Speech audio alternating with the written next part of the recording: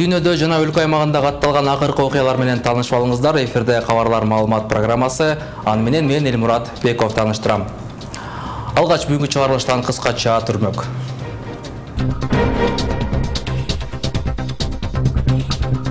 Чүйдө компьютер жарылып, өспүрүм бала каза болду. Хабаровскийде сабалган кыргыз жарандары Орусиядан чыгарылат. Ширин Айтматованын күйөөсү алдамчылыкка шектелип кармалды. Унааларды баажылыктар изден өткөрүү жайлары дем алышсыз иштей баштайт.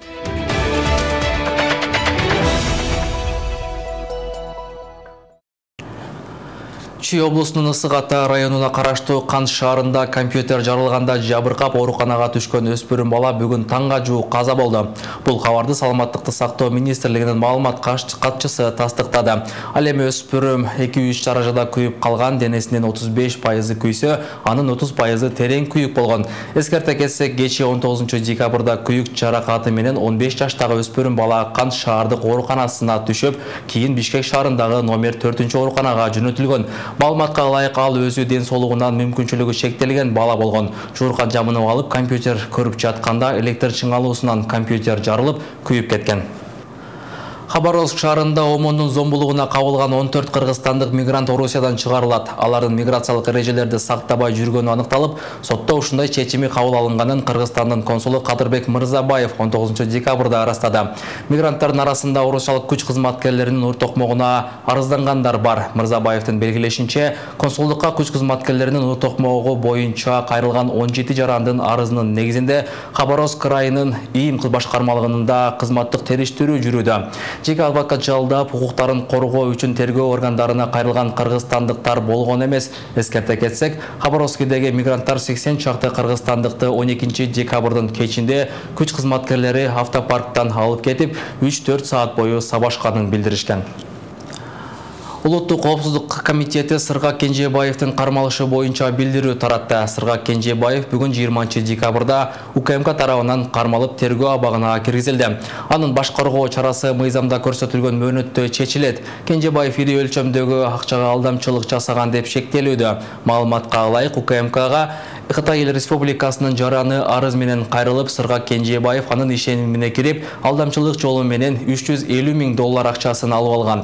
Ошондуктан ага карата чара көрүүнү талап кылган. Бул факты кылмыш жана жоруктардын бирдиктүү рейстерине ири өлчөмдөгү алдамчылык беренеси боюнча катталып, сотко чейинки өндүрүшкө алынган. Кытай жараны коопсуз шаар долбоорунун 2 этабына катышуу максатында Кыргызстанга келген. Ал кытайлык ири компаниянын өкүлү катары бул стратегиялык долбоорго инвестиция салуу жана аны ишке ашырууну максат кылган.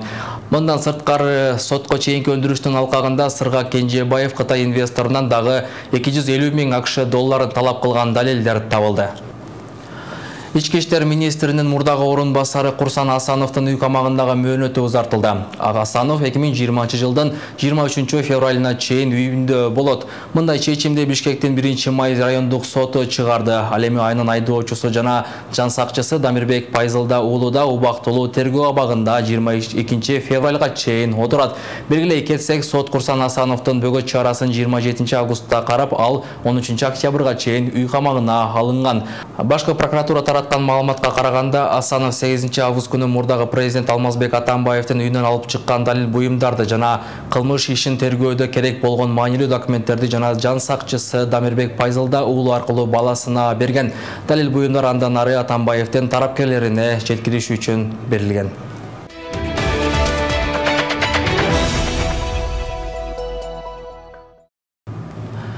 Жазаларды аткаруу мамлекеттик кызматынын Жалал Абаддагы кызматкерлери үчүн курулган 2 көп кабаттуу үй пайдаланууга берилди. Аталган үйлөр 2 жыл мурда курулуп бүткөн, бирок Жарандык авиация агенттиги турак жай Жалал Абад аэропортуна жакын болгондуктан пайдаланууга уруксат бербей келген. Эми гана аталган агенттик уруксат берип, өкмөт башчы 70 баатирлүү турак жайды өз ээлерине тапшырды. Кененирээк Кабылбек Өчкөнбай уулунун материалында. Жазаларды аткаруу мамлекеттик кызматынын Жалал Абаддагы кызматкерлерине 5 кабаттуу 2 үй курулган. Анда 1 жана 2 бөлмөлүү 70 батир бар. Аларды тапшыруу аземине өкмөт башчы Мухаммедкалый Абылгазиев катышты. Ал жаза аткаруу кызматкерлерин куттуктап, алдыдагы иш аракеттер туурасында токтолду. Азыр эми Жалал Абадтын мурун салынганда чеке жагы болсо керек, азыр эми түрмөдөгү жаз аткаруу жайы дагы өзү борборго да болуп калды да. Шаар кеңейип отуруп. Мунун баарын башка жайларга көчүрүү, жаңы жаз аткаруу жайларын куруу боюнча дагы иш-чаралар бар. Мындай иш-чаралар Ошто да болот, өзгөчө Бишкекте болот. Билесиздер, азыр Бишкекте шаардын борборунда болуп калды жаз аткаруу жайлары. Булардын баарын башка жака көчүрүп, жаңы шарттарды түзгөнгө биз чечкиндүү кадамдарга барабыз. Батирлер жазаларды аткаруу мамлекеттик кызматында иштеген турак жайга муктаж кызматкерлерге берилди. Алардын арасында Бактыбек Калмаматов да бар. Ал буга чейин ижарага батир алып, бир топ чыгым тартчу. Эми бир бөлмөлүү батирге ээ болуп, кыйынчылыктар артта калды дейт. Буга чейин квартирада жашады дегенде эле этаж үйдө жашаган жокпуз. Биз жер арзан жер үйлөрдө жашап, акчабызга жараша дейм. Ошо жашап жүрдүк. Эми ушу Кудайдын буйругу менен экен бул деле ушу. Өзү иштегениме 2 жыл болуп калды бул системада.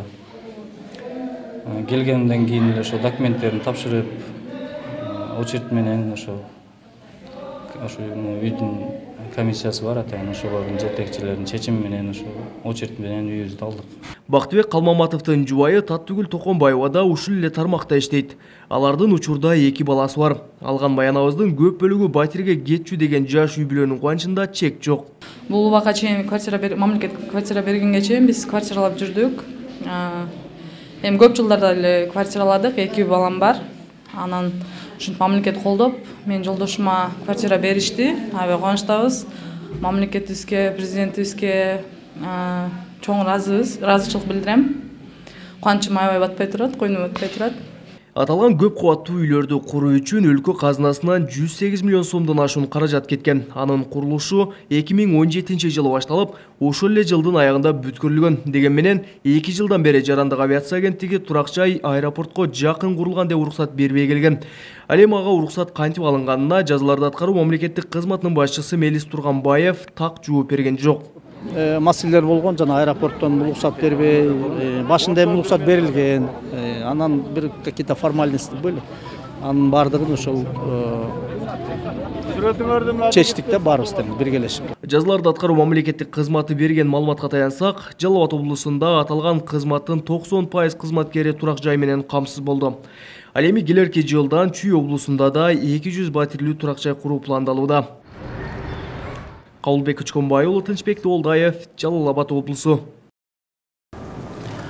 2020 жылы никотин камтылган суюктуктарга акциз салыгы салынат. Салык кызматынын тараткан маалыматына ылайык 1 январдан тарта электрондук сигареттерди пайдалануу үчүн ысытылган тамекиси бар буюмдарга, картридждердеги, резервуарлардагы жана башка контейнерлердеги никотин камтыган суюктуктарга карата акциздик салыктын ставкалары колдонулат. Ошондо жыл аягына чейин акциздик товарлардын бул түрлөрүн өндүрүүчүлөр жана импорттоочулар 1 килограмм ысытылган тамекиси бар буюмдарга 610 сом, электрондук сигарет пайдалануу үчүн 1 мл никотин камтыган суюктуктарга 1 сом төлөшөт. Ушул жылдын 1 июлунан баштап 31 декабрына чейин жогоруда көрсөтүлгөн товарларга акциз салыгы 0 сомду түзгөн. Кыргызстанда мектеп курууга депозиттик эсептен 799 миллион сом бөлүндү. Бул акчага жалпы 15 мектеп салынат. Капиталдык курулуш башкармалыгынын башчысы Эркен Абдыразаковдун айтымында Бишкекте 7, Чүйдө 7, Ош облусунда 1 мектеп курулмакчы. Депозиттик эсеп 2018 жылы президент Сооронбай Жээнбековдун буйругу менен түзүлгөн. Башкы прокуратурага, Финполицияга, УКМКга, ИИМге жемкорлоодон кайтарылган каражатты ушул эсепке которуу милдети жүктөлгөн. Кыргызстанда болжолдуу 202 мектептин имараты жараксыз, айрым кыштактарда турак жайлар, чатырлар, мектеп катары колдонулуп келет.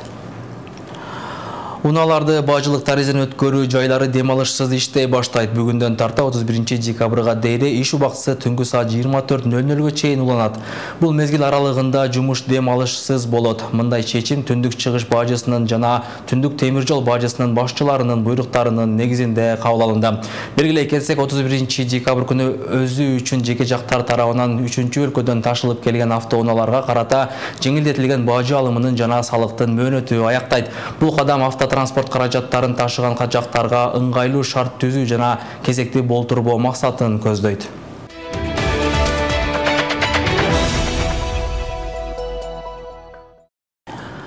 Ар бир үйгө жылуулук жарыктык жетип турганы бул энергетика кызматкерлеринин опол-тободо эмгеги. Жылдан жылга электр энергиясына болгон муктаждык жоюлуп, ага жараша жарандардын керектөөлөрү дагы жеңилдөөдө.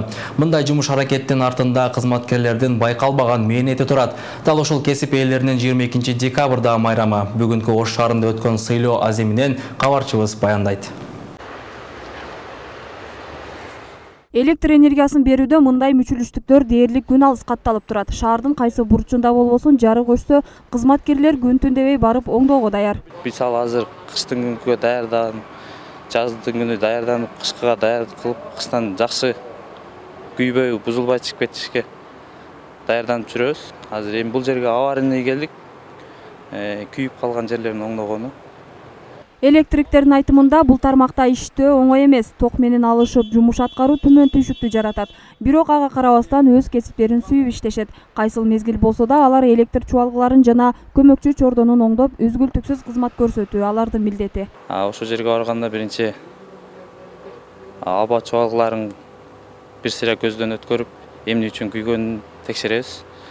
Андан кийин ошол эч кандай неме чыкпаса, ошол жерин оңдоп түзөп, анан калкка электр энергиясын беребиз. Ош шаарынын электр энергиясын сатуу мекемесинин электр күрөөчүсү Абдыкадыров Талант Козубаевич. Энергетика кызматкерлеринин кесиптик майрамы бул жылы да унутта калган жок. Өзүнүн ишин так аткарып, үзүрлүү эмгектенген кызматкерлер бүгүн кала бийлигинин жана шаардык кеңештин сыйлыктары менен сыйланышты. Анда энергетика тармагындагы жетишкендиктер тууралуу да маалыматтар айтылды. Эле ар бир күндүк, даже ар бир сааттык түйшүгү оор деп айтмакчымын. Себеби баягыдай энергетика бул катачылыкты да кечирбеген кесип. Түйшүктүү кесипти аркалаган кызматкерлердин арасында 30 жылдан ашуун убакыттан бери иштегендер да бар. Алар өмүрүн ушул тармакка арнаганы менен сыймыктанышат.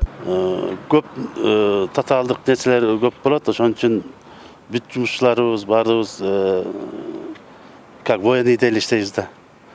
Түнү дебей, түнү болсо түнү, күндүз деле күндүзү ушу ишибиз көп болуп турат да. Энергетиктердин күнү 1966 жылы СССРдин Жогорку кеңешинин президиумунун указы менен 1920 жылы бүткүл Орусиялык кеңештин 8-чи съездинде Орусияны электрлештирүү мамлекеттик планын кабыл алуу күнүнө карата кабыл алынган. Кыргыз мамлекетинде энергетиктердин күнү өкмөттүн токтому менен 1994 жылы 30 июнда бекитилген. Бул майрамды Орусия менен Кыргыз мамлекетинен тышкары Беларусь Республикасы, Армения жана Украина белгилейт. Мимоза Жаныбек, Кымбатбек Абдисамат уулу, Ынтымак. Аймактардагы маалымат жана массалык коммуникациялар департаментине караштуу 46 гезит жана журнал жоюлду. Бул ишмерчем ЖМКларды реформалоонун алкагында жүргүзүлдү. Муну Маданият маалымат министрлигине караштуу департаменттин башчысы Салкын Саргыногоева Жалалабадда өткөн жыйын учурунда билдирди. Анын айтымында ЖМКлардын ишмердүүлүгүн токтотуп, жаңы медиа борборлорду түзүү боюнча иштер жүрүп жатат. Облустарда иштеген 600 кызматкердин 110-у кыскартылып, калгандарынын маянасы 15%га көбөйдү.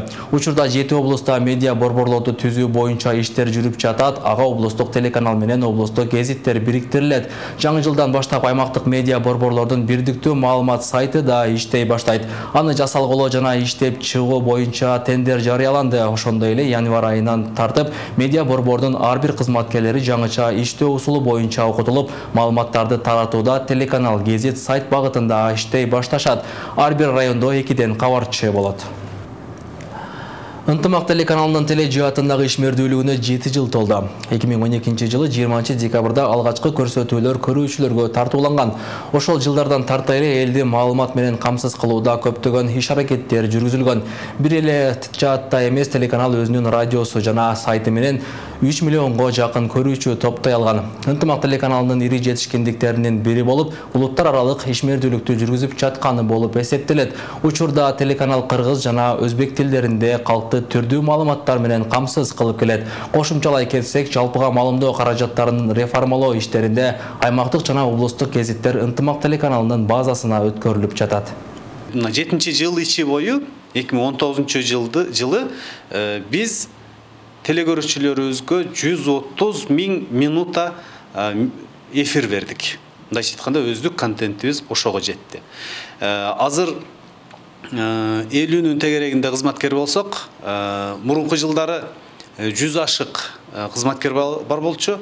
Мындайча айтканда 7 жыл ичинде биздин көрүүчүлөрүбүзгө телекөрүүчүлөр өздөрүнүн каалоосуна ылайыкташкан маалыматтарды берип жаттык да. Баткенде жергиликтүү Салам радиосу жылдын мыктыларын аныктады. Жалпы 15 номинация боюнча жылдын мыктылары атсалышкан. Облустук деңгээлде экинчи рет өтүп жаткан мыктыларды тандоо аземине жөнөкөй тургундардан баштап Баткен облусундагы өкмөт өкүлү Шаар мэри катышты. Кененирээк Баткендеги кабарчыбыздын материалында. 2019 жыл мыктыларын аныктоо аземине Салам медиасынын жакшы бир байрамына баарыңыздар кош. Салам радиосу жылдын мыктыларын аныктоодо Баткен облусунун тургундары ортосунда 15 номинация боюнча мыктыларды аныктоо YouTube каналы аркылуу жүргүзүлүп, жалпы 40тан ашуун талапкер атсалышты. Ар бир тармакта өзүнүн салымын кошкон каармандар бар. Албетте алардын жасаган эмгегин эл билбесе болбойт. Алар таптакыр өзү жөнүндө айтпашы мүмкүн, мактанычты билбеши мүмкүн. Бирок алар өз жеринде мыкты каармандар. Анткени дал ушундай каармандар менен биздин аймак, биздин региондор өнүгүп атканы талашсыз. Атайын санариптештирүү жылына деп бардыгы интернетти колдонбогон эч ким жок. Эгерде колдоно албаган чоң энелерибиз, балким бөөктөр болсо дагы мен ойлойм, ушул сынактын алкагында YouTube менен, Facebook менен иштетишти үйрөнүштү окшоп. Салам радиосу Салам Эвертс 2019 деп аталган жылдын мыктыларын тандоону быйыл экинчи рет өткөрүүдө. Жылдын мыктысын аныктоодо өкмөттүн Баткен облусундагы ыйгарым укуктуу өкүлү да сыйланды. Мадымаров Акрам Камбаралиевич аймактын социалдык, экономикалык өнүгүүсүндө кошкон зор салым үчүн Салам Эвардос 2019 статуэткасы менен сыйланууга кол чаап койсоңуздар, уруксат бериңиздер. Акрам Мадымаров салтанаттуу аземди жылдын мыктыларын тандоону уюштуруп, өткөрүп жаткандарга ыраазычылык билдирди. Айтымында быйылкы жыл Баткен облусунун кээ бир тармактары үчүн өтө оор жылдардан болду. Жакшы менен кээде көйгөй дагын, кемчилдиктер дагын кошо жүрөт. Бул жашоонун мыйзамы, бул табигый көрүнүш деп айтсак туура болот. Быйыл обласыбыз үчүн кээ бир тармактарда оор жыл болду деп айтсам дагы туура болот.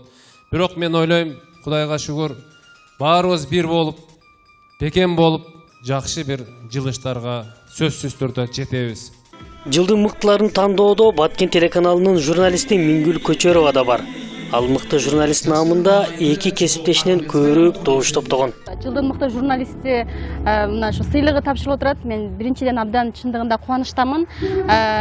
Ушул мына 3 жылдан бери журналистика айдыңында иштеп жаткан болсом, бир аракет кылып, ушул өзүмдүн кесибимди сүйүп иштегенге аракет кылдым.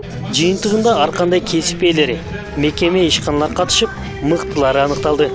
Аземди өткөрүүдө демөөрчүлөр да көмөк көрсөтүштү. Ошондой эле жыл мыктыларын аныктоодо Баткен ТВ жана Ынтымак ТВнын Баткен өкүлчүлүгүнө ыраазычылык каты тапшырылды. Көйгөйлөрдү чечип берүү үчүн телеканалдан жаңыртат, анда эмесе Ынтымак телерадио компаниясынын Баткен өкүлчүлүгүндөгү өзгөчө мыкты журналисттердин бири Салам медиасынан ыраазычылык кат менен сыйланат. Аскар Баймуратов, Жыргал Абдижалил уулу, Ынтымак, Баткен. Мына ушундай кабарлар бүгүнкү чыгарылышыбызды жыйынтыктайт. Эсиңиздерге сала кетсек, ушул жана башка жаңылыктарды Ынтымактын социалдык баракчаларынан жана ошондой эле Ынтымак чекит KG сайтынан таап таанышсаңыздар болот. Кечиңиздер көңүлдүү улансын, саламатта калыңыздар.